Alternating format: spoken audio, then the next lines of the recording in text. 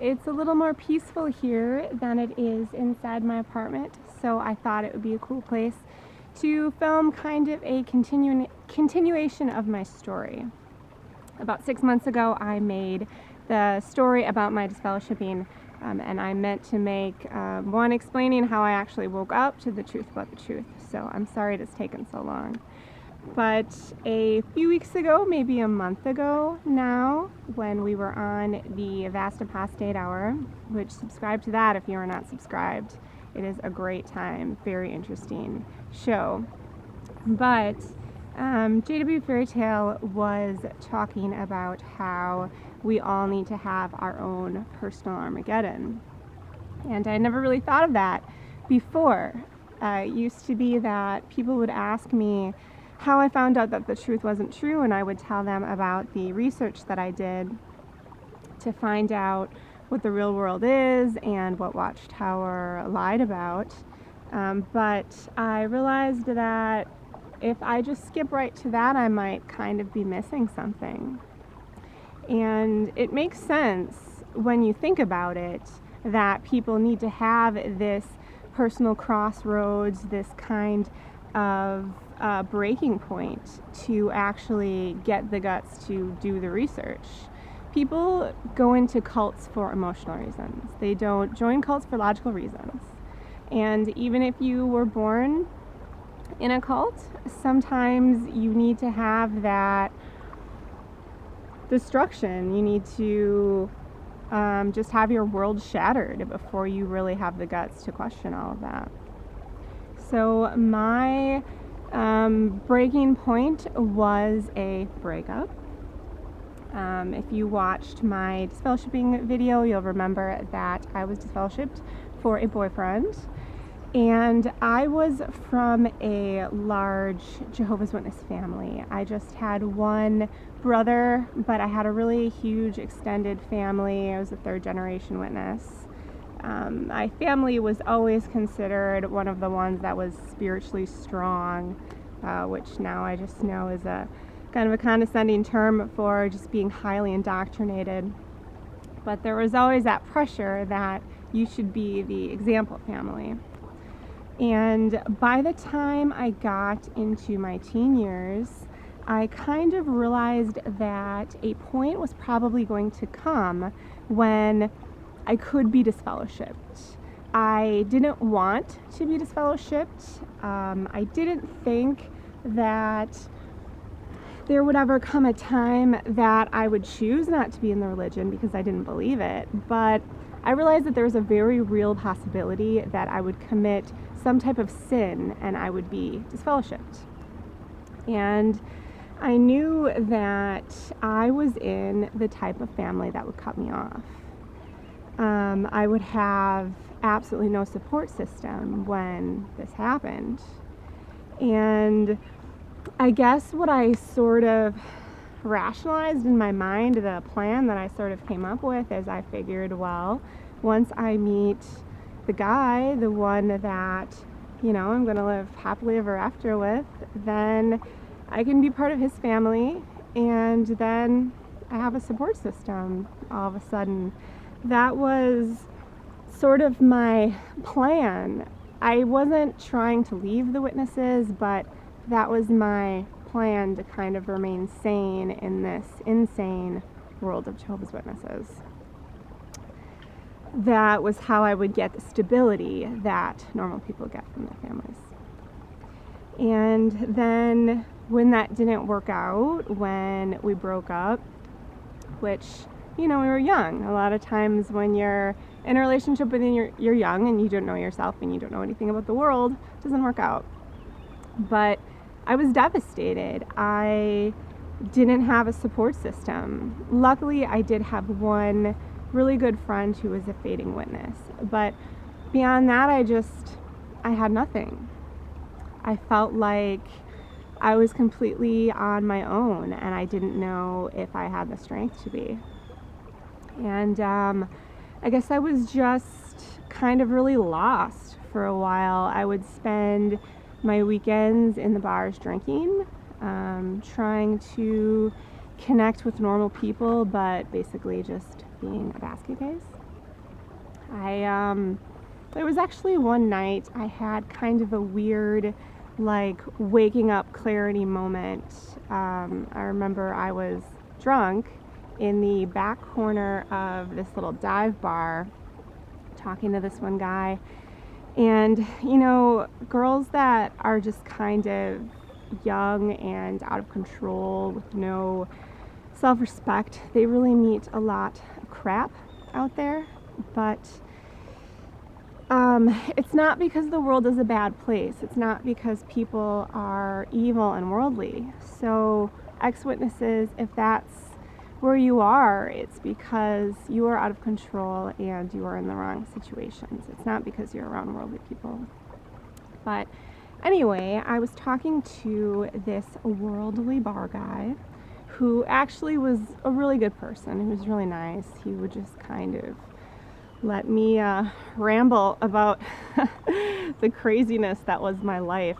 And there was this one night that I'd had a lot to drink, but I was preaching to him.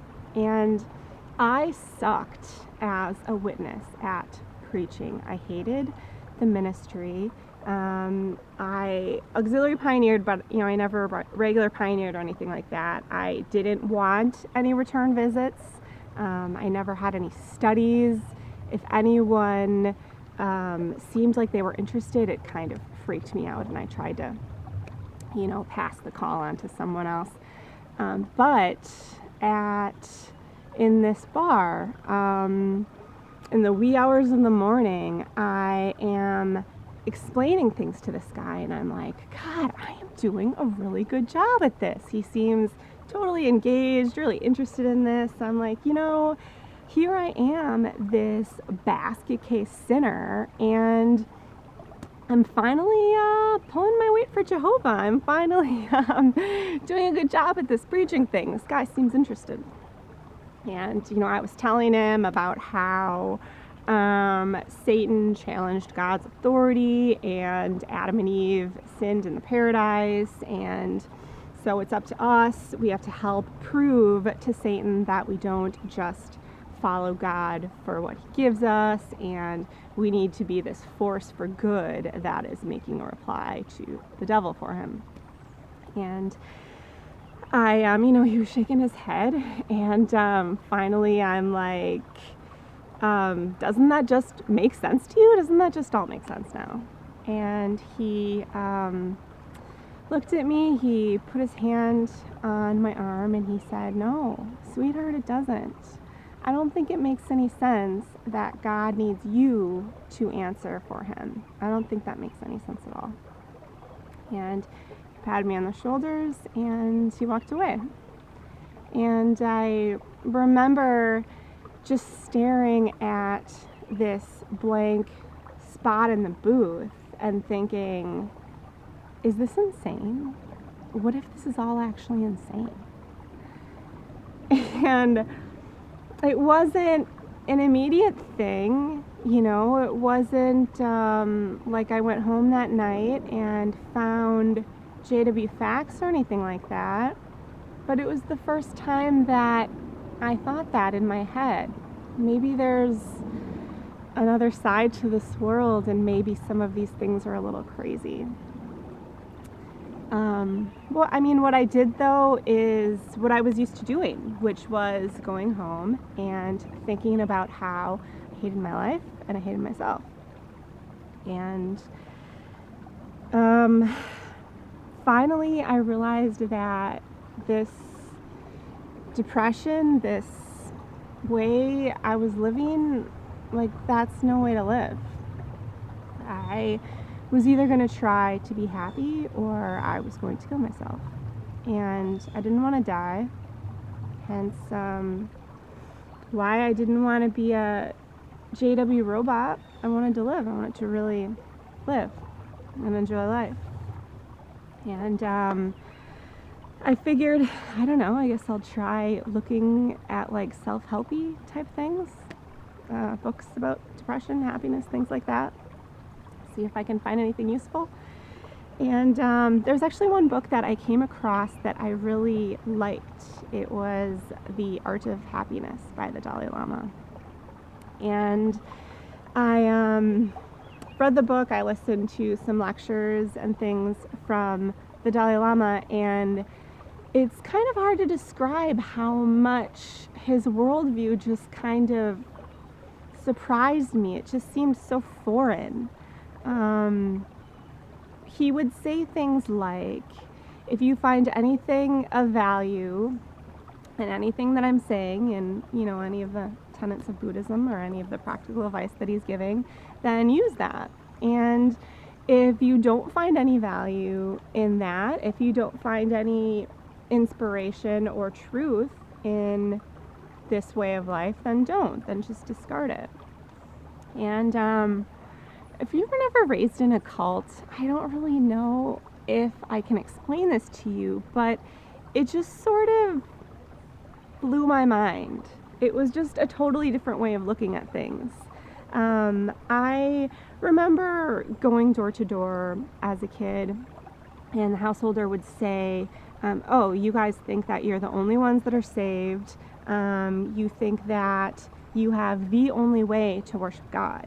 And my parents would say, well, of course, we wouldn't be in this religion if we didn't believe it. Everyone, is in the religion that they're in because they think it's correct. And I thought that made total sense, that there's only one right way, and there's only one right way to be for everyone. That's the right way, either do it or don't. And just to hear a religious leader have an attitude that is so different from this authoritarian one that I thought all religious leaders had. I thought all religions were like that. It just was kind of surprising to sort of look at things differently. And I sort of felt like I had a worldview shift. I really loved this idea of loving kindness and compassion being the most important thing, as opposed to following the rules. You don't need to have an agenda. You can just have compassion and kindness for people. You don't have to require things of them. You can just, appreciate who they really are and try to make peace with yourself. And the book, it gave me practical advice that helped me. It gave me ways to calm myself, ways to build my self-esteem, simple, practical ways to connect with people. But my favorite thing out of all of it was this idea of, if it's truth, follow it. And if it works, follow it. And if it doesn't, then don't. It's not about the person. It's not about the doctrine. It's not about the holy book. It's, does it work? And is it true? That's all that's important. Blew my freaking mind. And at this time, I was getting a lot of letters from my mom when I was, even before I was disfellowshipped, when I was sort of, fading away and trying to deal with, my life. She would write me these huge letters about how we're so close to the end and I have to be at the meetings. I'm, so in such a dangerous situation that I'm distancing myself from this organization. And then after I got disfellowshipped, the letters just got so much more intense. They were, you have destroyed this family, you have left this family, you have caused us so much pain, you have left God, you're selfish, all you think about is yourself. We gave you this incredible spiritual heritage and you just threw it away. She was pretty much the queen of emotional blackmail, which is because Watchtower taught her to be that way. I don't blame my mom. Mom, if you're watching this, you know this. I've told you this many times. I don't blame you. I know that you were doing what Watchtower taught you to do, so I blame them. But there was one day that we were talking on the phone. She really didn't talk to me on the phone hardly ever. but this one time we were talking on the phone, and she said, when are you coming back? I don't understand why you're not trying to get reinstated. When are you going to try to come back? And I said to her, you know what, Mom? I don't even think I believe this stuff.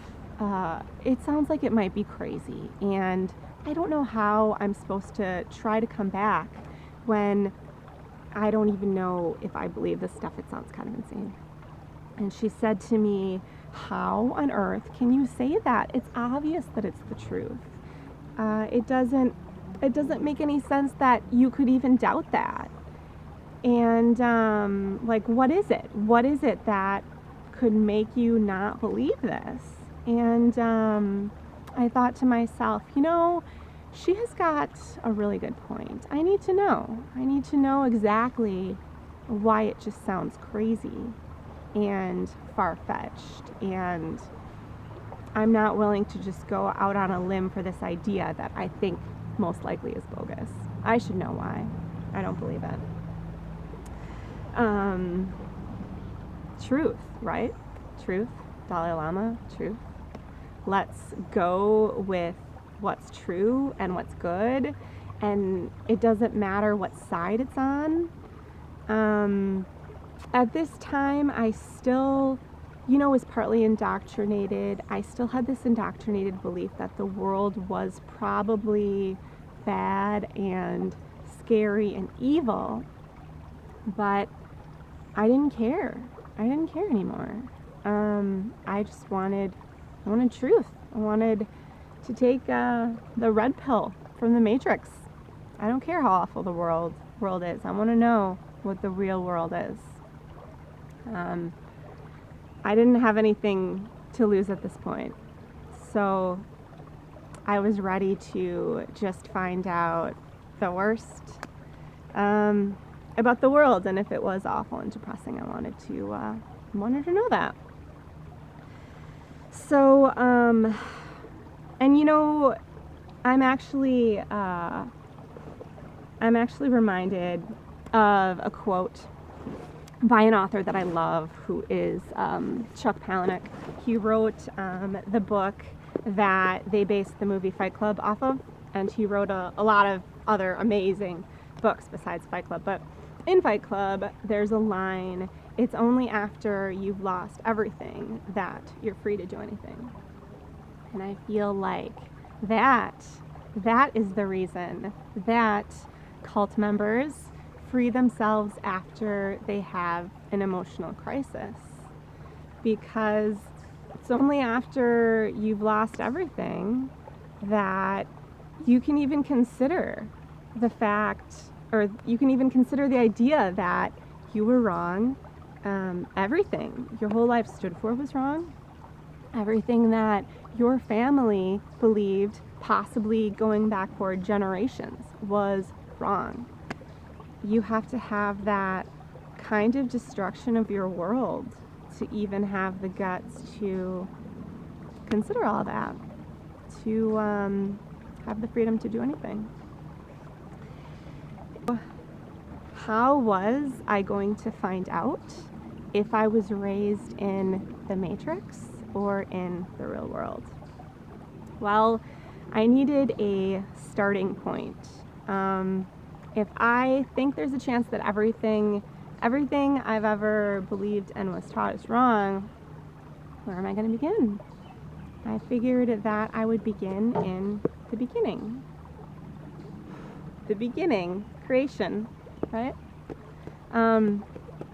Upon later reflection, I realized that maybe part of the reason that I chose this book as a starting point is because I really didn't know how to find out if the Jehovah's Witnesses had the correct interpretation of the Bible.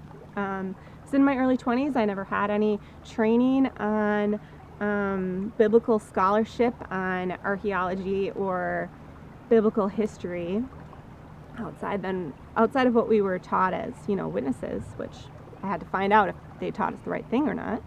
But it sounded way too hard. It sounded like way too hard of a question to figure that out. But I took science classes, in high school, so this book makes a lot of specific claims about the natural world, right? They quote a lot of scientists. I should be able to examine this book, and if this religion is the truth, then this book should be the truth about the natural world, right? So that's what I did. My plan was to examine every single claim that this book made to find out if I was taught the truth growing up or not. So what did I find out when I examined that? Stay tuned.